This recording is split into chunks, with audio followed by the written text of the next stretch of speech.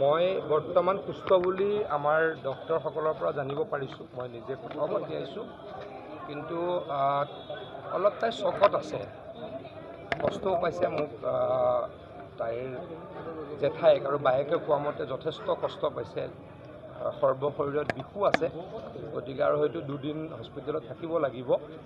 কিন্তু ভগৱানৰ আশীৰ্বাদত আমাৰ ছোৱালীগৰাকী আমাৰ মাজত আছে, সেইটো কাৰণে মই ভগৱানকতো ধন্যবাদ জ্ঞাপন কৰিছোঁ।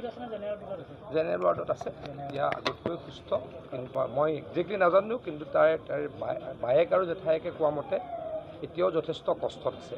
আৰু দুজন আছে বুলি শুনিছোঁ, এজনক ধৰিছে, গতিকে দুজনকো যিকোনো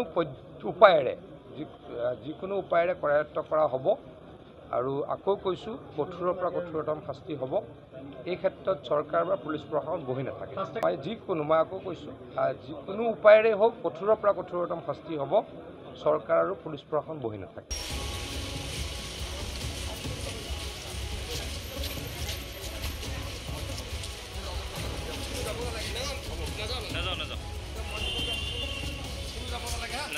মই বৰ্তমান সুস্থ বুলি আমাৰ ডক্টৰসকলৰ পৰা জানিব পাৰিছোঁ। মই নিজে খবৰ দিয়াইছোঁ, কিন্তু অলপ তাই চকত আছে, কষ্টও পাইছে। মোক তাইৰ জেঠাইক আৰু বায়েকে কোৱা মতে যথেষ্ট কষ্ট পাইছে, সৰ্বশৰীৰত বিষো আছে, গতিকে আৰু হয়তো দুদিন হস্পিটেলত থাকিব লাগিব।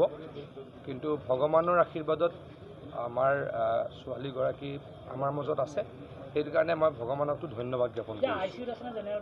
জেনেৰেল ৱাৰ্ডত আছে, এতিয়া আগতকৈ সুস্থ, কিন্তু মই একজেক্টলি নাজানো, কিন্তু তাইৰ বায়েক আৰু জেঠাইকে কোৱা মতে এতিয়াও যথেষ্ট কষ্টত আছে। আৰু দুজন আছে বুলি শুনিছোঁ, এজনক ধৰিছে, গতিকে দুজনকো যিকোনো উপায়েৰে কৰায়ত্ব কৰা হ'ব। আৰু আকৌ কৈছোঁ, কঠোৰৰ পৰা কঠোৰতম শাস্তি হ'ব। এই ক্ষেত্ৰত চৰকাৰ বা পুলিচ প্ৰশাসন বহি নাথাকে। মই আকৌ কৈছোঁ, যিকোনো উপায়েৰে হওক কঠোৰৰ পৰা কঠোৰতম শাস্তি হ'ব। চৰকাৰ আৰু পুলিচ প্ৰশাসন বহি নাথাকে।